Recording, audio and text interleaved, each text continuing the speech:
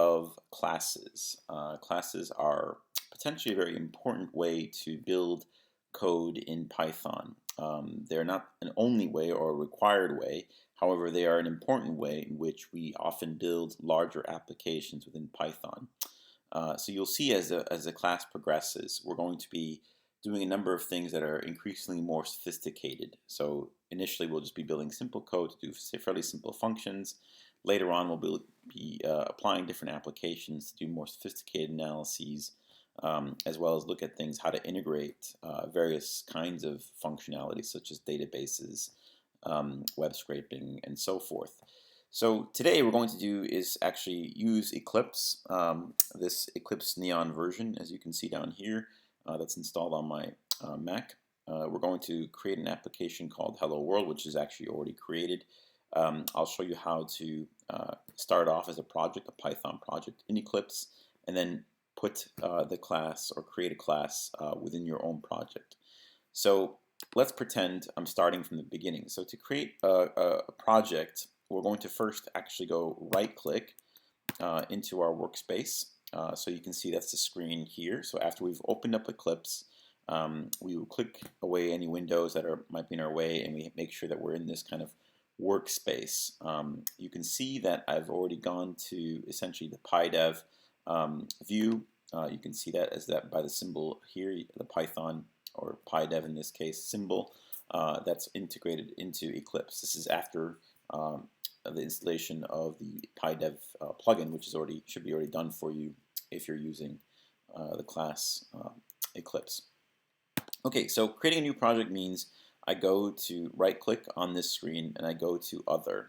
And after Other, you'll see PyDev as one of these kind of options because it's a plugin that's installed. So we create a PyDev project, you choose it, you press Next, and you give it a name. Let's say Hello World. I already have Hello World, so it says it already exists. I can create something slightly different and it will create it.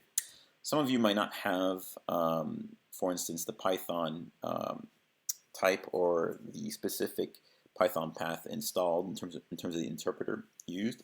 So you may have to essentially configure it. You can press this link, and that allows you to configure the Python interpreter.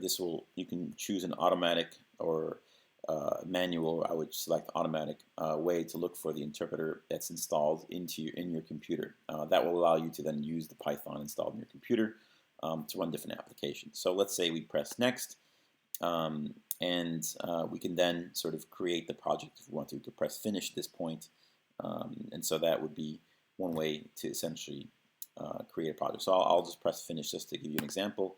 So Hello World 2, for instance, now is created as a Python project. You can see the reference to the interpreter, 2.7 in this case.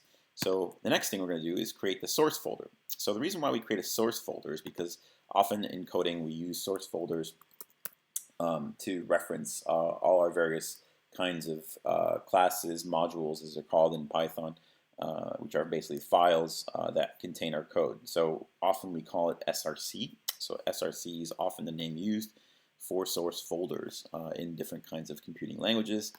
So it's a good convention to keep. And within that, we can create things called packages. So packages is an option. Once again, if we right-click, you'll see that here it's already automatically as an option, so a Python dev package. Just to make it easier, I'm going to go to Other. So after Other, once again, you can go to PyDev, the wizard here, which allows you to look at different plugins installed, and you can see one of the options is a package. So I select PyDev package, and the name is SRC by default, but in this case, I'm going to call it, let's say, Hello or something, or whatever you might want to call it. So it creates a new package called Hello. In this case, I wanted it actually in the SRC folder, so I can move it inside the folder, and now you can see it's part of the SRC folder. You'll see there's an init class, which is basically empty. It's just a default way that packages are created to initialize them in Python. You don't have to worry about it for our purpose. We can leave it empty, essentially.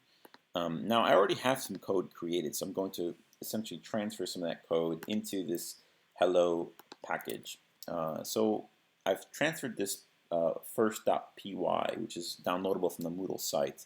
First.py is a module. It is basically our first module that we're creating in our class using Eclipse. And today we're going to demonstrate the concept of classes within Eclipse. So classes are basically types often used in object-oriented programming. They are basically the foundation or the building blocks of object-oriented programs. They are essentially packages of code and functionality that's used. So in this case, a class is created by simply referencing class, which is a keyword in Python. So you can see it's highlighted as blue.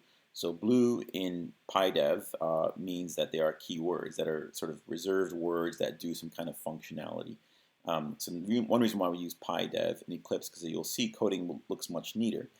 You can see comments as encoded as a kind of color. Other kinds of sort of information that we might put might be encoded another color, and then the actual code is separated or differentiated. So I'll explain all these as we go along. So basically, you'll see class being created here, and I called it first. So that's the name given.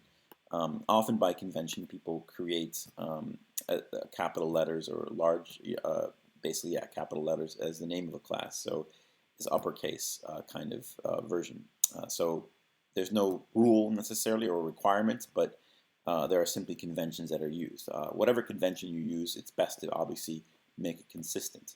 So in class, you can then use the colon to reference code that's going to go inside this class. So once we create code inside this indentation over here, you can see that means it's going to be all code encapsulated within this class. So class first, the name of the class first, is defined here, and this indentation after the colon essentially references the code that will be in reference to the class. Okay, so that's how we create a class in Python. What you see here are comments, basically comments I've put in. So again, remember we learned last week that having this kind of 3 commas is one way to create larger comments in Python. And so I can add additional comments that explain what the class does. So this is a class called first, as I've written. Classes are ways to create object-oriented code. We will talk about object-oriented programming next week, or this week, I guess in this case. So after I create a class, or first, excuse me, I can then go into some more description. You can see oftentimes Python sort of creates essentially some default methods, particularly for use plugins like PyDev. So this is already something I've already created. But let's say I didn't create this. How would this look if I was trying to create this class, say within the PyDev plugin? So what I can do is go back to hello, this package called hello, right-click again, and I can go new, and this time I will choose the module. That is, I want to create a Python module. So I select PyDev module, I right-click, and here you can see it's referenced in this package called src.hello. So that's the name of the package structure, src, and then hello. And then I can call it second, for instance, .py. Okay.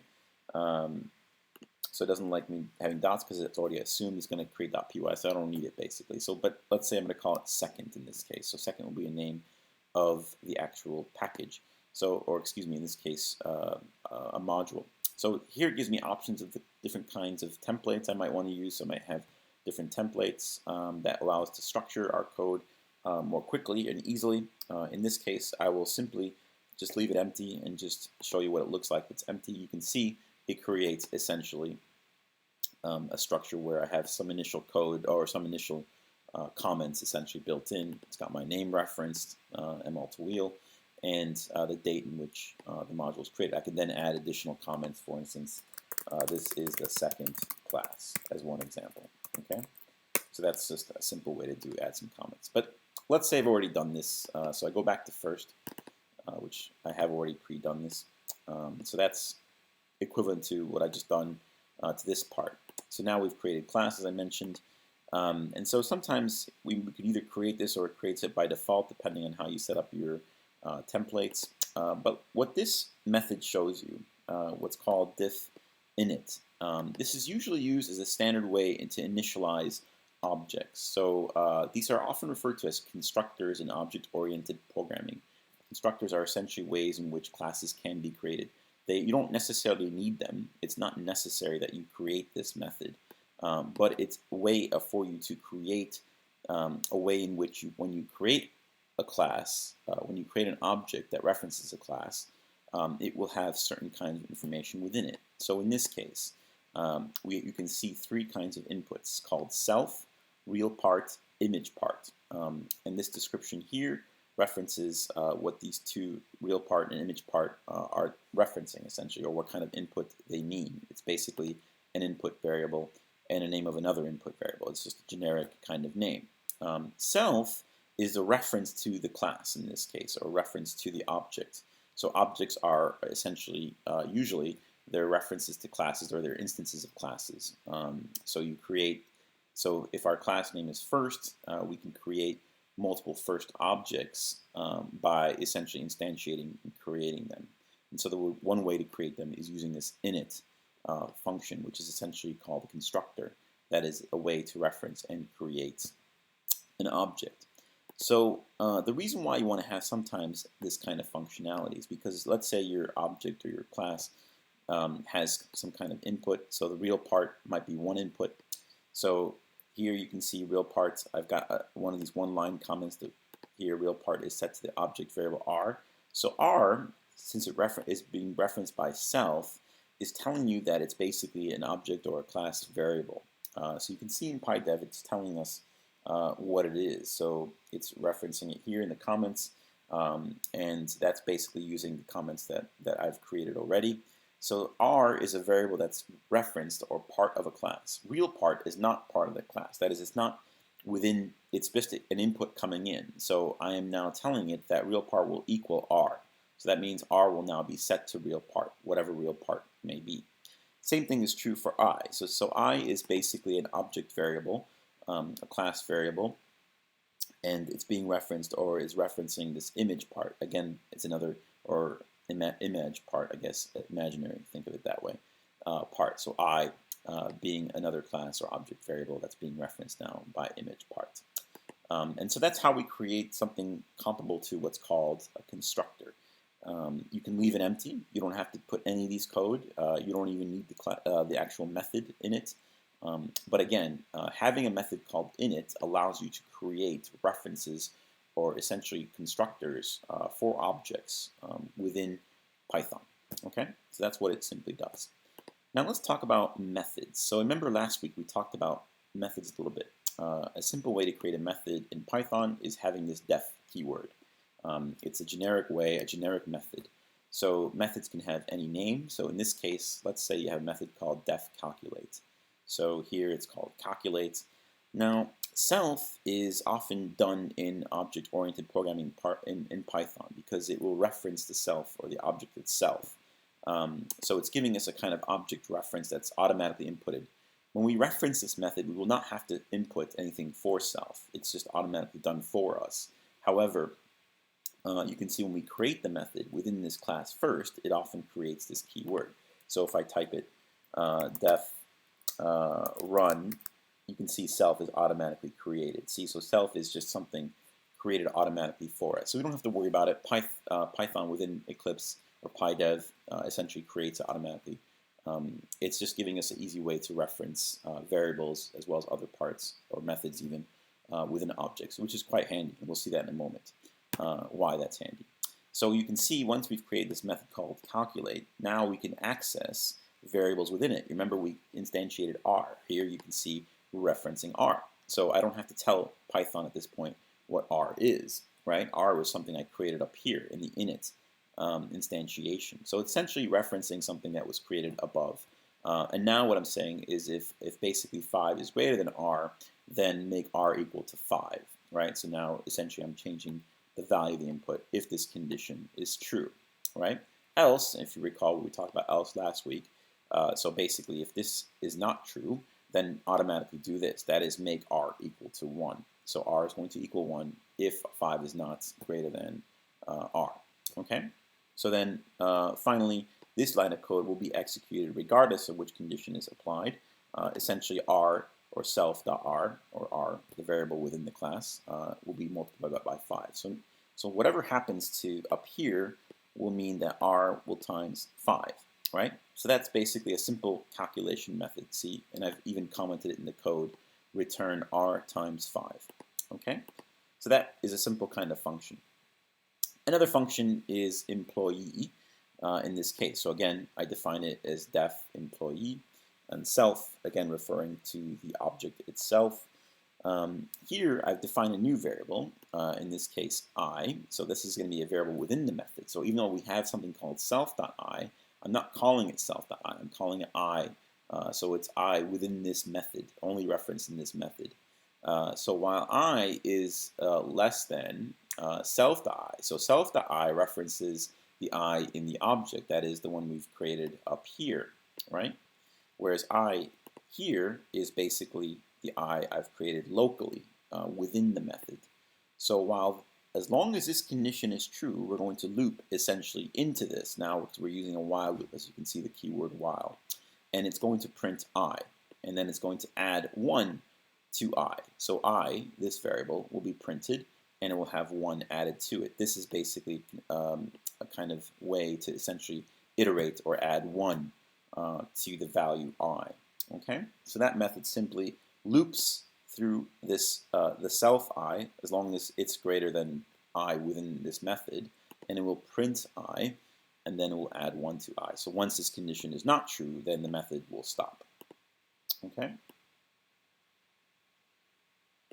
Finally, this is an example of a for loop. Now, for loops, as you can see, we talked about last week, are ways in which you can do things like go through different kinds of lists, for instance, or other ways to kind of go through a list of values or a set of values. So you can see the for loop is one way to define it is referencing a member.